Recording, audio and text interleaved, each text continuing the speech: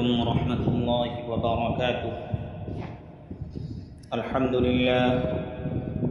لله وكفى وسلام على عباده الذين اصطفى. أما بعد فأعوذ بالله من الشيطان الرجيم. بسم الله الرحمن الرحيم.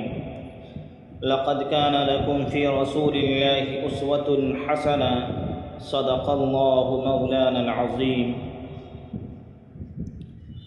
محترم بزرگوں اور دوستوں، امت مسلمہ کا اپنے نبی صلی اللہ علیہ وسلم کے ساتھ تعلق کا معاملہ دوسری اقوام اور ان کے پیشواؤں سے بالکل جداگانہ ہے، اور اس کے کئی وجوہ ہیں۔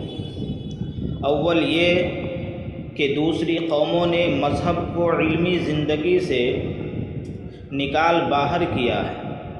یورپ میں حکومت اور کلیسا کی جنگ بالآخر اس بات پر ختم ہوئی کہ انسان کی عملی زندگی سے کلیسا کو کوئی تعلق نہیں ہے۔ مذہب کے خلاف یہ بغاوت اور اس بغاوت کی کامیابی نے پوری دنیا کی اقوام پر گہرا اثر ڈالا، اور انسان پر مذہب کی جو کچھ گرفت تھی وہ ڈھیلی پڑ گئی، اور تو اور جو مسلم ممالک یورپ سے متصل تھے یا وہ یورپ کے زیر اقتدار آ گئے تھے، وہ بھی اس کے اثر سے محفوظ نہ رہ سکے۔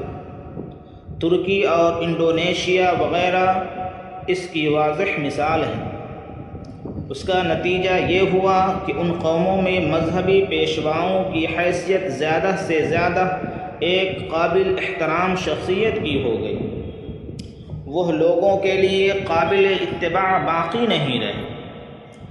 بعض مذاہب میں تو پہلے ہی سے مذہبی پیشوا خدا کا درجہ رکھتے تھے، اور ان سے ایسی دیو مالا کی کہانیاں متعلق تھی کہ کسی انسان کے لیے ان کی اتباع ممکن ہی نہ تھی۔ اس لیے ان اقوام کو اپنی مذہبی شخصیتوں کی زندگی کو پڑھنے کی کوئی عملی ضرورت باقی نہیں رہی۔ لیکن مسلمانوں کا معاملہ اس سے بالکل مختلف ہے۔ مسلمانوں کے یہاں بحمدللہ کبھی علماء اور عوام کے درمیان اقتدار کی کھینچاتانی اور رسا کشی پیدا نہیں ہوئی۔ نہ علماء نے اپنے مذہبی مقام کو عوام کے استحصال کے لیے استعمال کیا، اور نہ ہی اپنے مخالفین کو زندہ جلانے کی کوشش کی، اور نہ اپنے معتقدین سے مغفرت نامے فروخت کیے۔ اس لیے کبھی بھی علماء اور مسلمانوں کے درمیان کوئی ایسی جنگ کی صورت پیدا نہیں ہوئی جو یورپ میں کلیسا اور عوام کے درمیان ظہور میں آئی تھی۔ پھر اسلام نے پیغمبر اسلام کو ایک انسانی نمونہ کی حیثیت سے پیش کیا، اور آپ صلی اللہ علیہ وسلم کی تعلیمات اتنی سادہ اور فطرت انسانی سے ہم آہنگ ہیں کہ ان پر عمل کرنا چندہ دشوار نہیں۔ اس لیے اس امت کا تعلق اپنے پیغمبر سے صرف تعظیم و احترام کا نہیں، بلکہ اطاعت و اتباع کا بھی ہے، اور اسلام ہم پر اسے واجب قرار دیتا ہے۔ قرآن کریم ہمیں بار بار اللہ تعالیٰ کے ساتھ ساتھ اللہ کے رسول صلی اللہ علیہ وسلم کے ارشادات اور فرامین پر عمل کا حکم بھی دیتا ہے، اور اس سے روگردانی کو کفر قرار دیتا ہے۔ چنانچہ اللہ تبارک و تعالیٰ قرآن کریم میں ارشاد فرماتے ہیں: قُلْ أَطِيعُوا اللَّهَ وَالرَّسُولَ فَإِن تَوَلَّوْا فَإِنَّ اللَّهَ لَا يُحِبُّ الْكَافِرِينَ، اور اسے ایمان کی کسوٹی کہتا ہے۔ وَأَطِيعُوا اللَّهَ وَرَسُولَهُ إِن كُنتُم مُّؤْمِنِينَ، بلکہ فرمایا گیا کہ رسول کی اطاعت ہی اللہ کی اطاعت ہے۔ مَن يُطِعِ الرَّسُولَ فَقَدْ أَطَاعَ اللَّهَ۔ رسول اللہ صلی اللہ علیہ وسلم کے احکام کی حیثیت قانون شریعت کی بنیادی سرچشمہ کی ہے۔ اس لیے حکم ربانی ہوا کہ رسول جو بھی حکم دے اس کی تعمیل کرو، اور جس بات سے وہ منع فرمائیں اس سے بچو۔ ما آتاکم الرسول فخذوہ وما نہاکم عنہ فانتہوا، جب رسول کسی بات کے بارے میں فیصلہ کر دیں تو اب انسان کو اس سلسلے میں کوئی اختیار نہیں، بلکہ اختلاف و نزاع کے موقع پر جو شخص رسول کے فیصلہ پر راضی اور احکام نبوی کو اپنے آپ پر جاری و ساری کرنے کے لیے آمادہ نہ ہو وہ مسلمان ہو ہی نہیں سکتا۔ فَلَا وَرَبِّكَ لَا يُؤْمِنُونَ حَتَّى يُحَكِّمُوكَ فِي مَا شَجَرَ بَيْنَهُمْ، آپ صلی اللہ علیہ وسلم کے ارشادات ہی کی اطاعت کافی نہیں، بلکہ آپ کے عمل کی اتباع و پیروی بھی ضروری ہے۔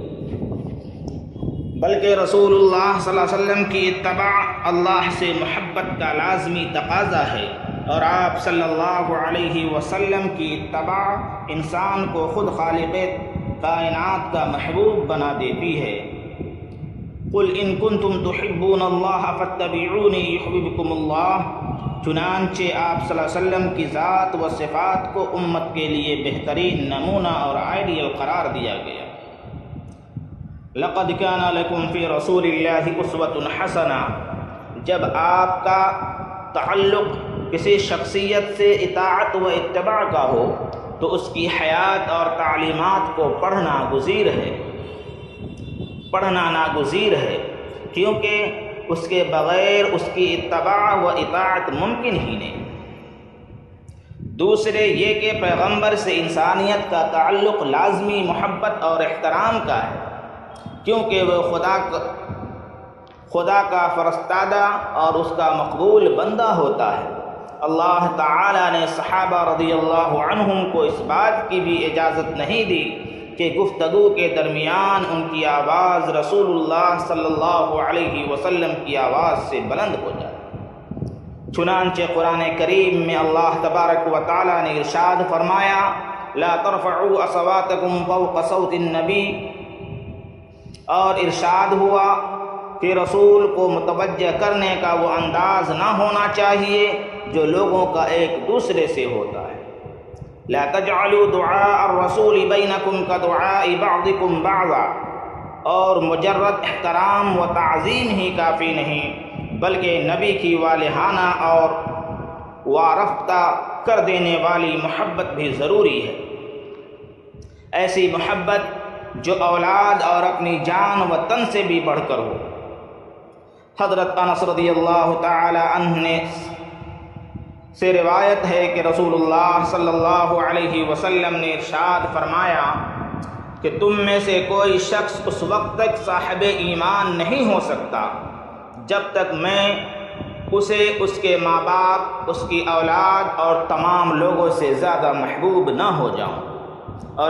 اور واقعہ یہ ہے کہ اللہ تعالیٰ نے اس امت کے دل میں اپنے پیغمبر کی ایسی محبت رچا بسا دی ہے کہ پاکیزہ، سچی اور حقیقی محبت کی ایسی کوئی مثال نہیں مل سکتی۔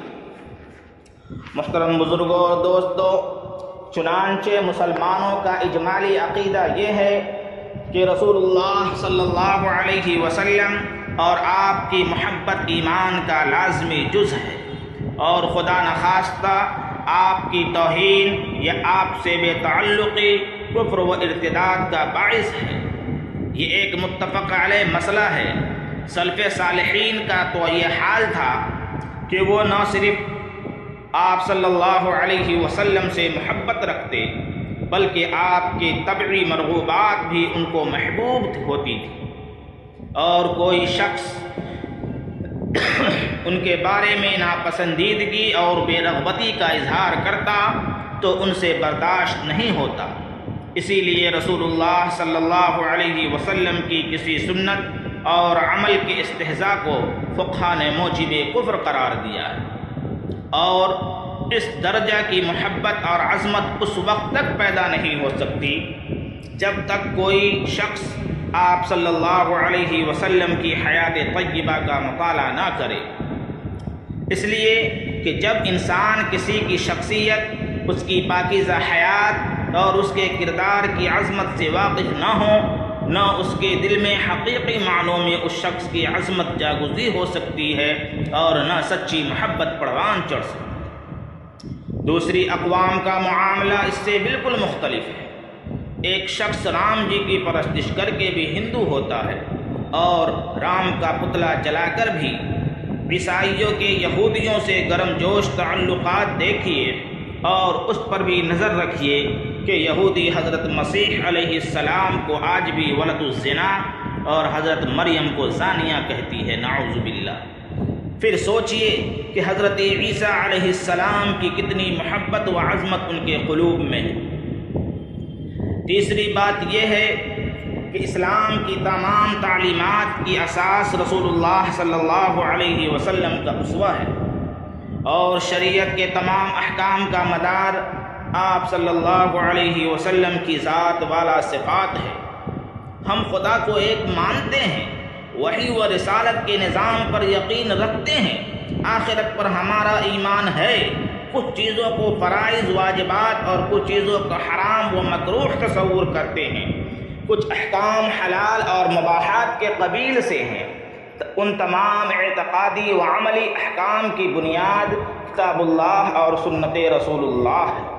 کتاب اللہ سے مراد وہ کتاب الہی ہے جو محمد الرسول اللہ صلی اللہ علیہ وسلم پر نازل ہوئی، اور سنت آپ صلی اللہ علیہ وسلم کے فرمودات اور معاملات سے عبارت ہے۔ غرض دین کے یہ دونوں ہی مصادر آپ ہی کی ذات سے متعلق ہیں، اس لیے دین حق کے دشمنوں نے ہمیشہ آپ کی ذات کو ہدف بنانے کی کوشش کی۔ چنانچہ صلیبی جنگوں میں شکست و ہزیمت کے بعد جب اہل مغرب اس بات سے مایوس ہو گئے کہ وہ جنگ کے میدان میں عالم اسلام کو زیر کر سکیں گے، تو انہوں نے علم و قلم کے ہتھیار سے اسلام پر حملہ کرنا شروع کیا، اور یوں تو انہوں نے قرآن و سنت کے استناد و اعتبار سے لے کر احکام شریعت کی معقولیت اور اسلامی تاریخ تک ہر شعبہ دین کو اپنے حملہ کا نشانہ بنایا، لیکن پیغمبر اسلام صلی اللہ علیہ وسلم کی حیات مبارکہ ان کی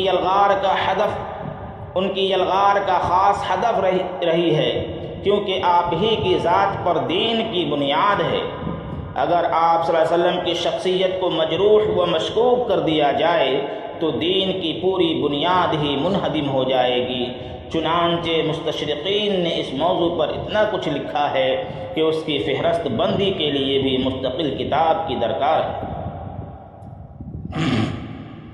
محترم بزرگوں اور دوستو، آئیے آگے اور بتاتا چلیں کہ یہ سب کچھ زیادہ تر انگریزی اور دوسری یورپین زبانوں میں ہوا ہے، اور بدقسمتی سے اس وقت یہی زبانیں علم و تحقیق اور ایجادات و اختراعات کی نمائندہ ہیں۔ اس لیے اس دور میں نہ صرف غیر مسلم بلکہ جدید تعلیم یافتہ مسلمان بھی ان زبانوں کو سکہ رائج الوقت کی طرح اختیار کرنے پر مجبور ہیں، اور نہ صرف اپنے فن کی کتابیں بلکہ مذہب اور تاریخ بھی انہی زبانوں کے واسطے سے پڑھتے ہیں۔ اس کا نتیجہ یہ ہے کہ جن کو سیرت کی مستند کتابیں پڑھنے یا اہل علم سے استفادہ کرنے کا موقع نہیں ملا، ان کے دلوں میں بھی شکوک و شبہات کے کانٹے چبھنے لگتے ہیں، اور وہ بھی مغرب کے دام ہم رنگ زمیں کے اسیر ہو جاتے ہیں۔